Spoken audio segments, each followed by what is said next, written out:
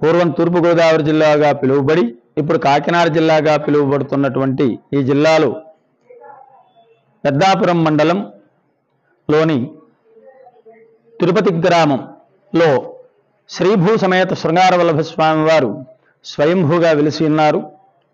ఈ స్వామివారిలో అనేకమైనటువంటి వైశిష్యాలు విశేషాలు ఇమిడి ఉండి భక్తులందరినీ కూడా చక్కగా అనుగ్రహిస్తూ ఉన్నారు.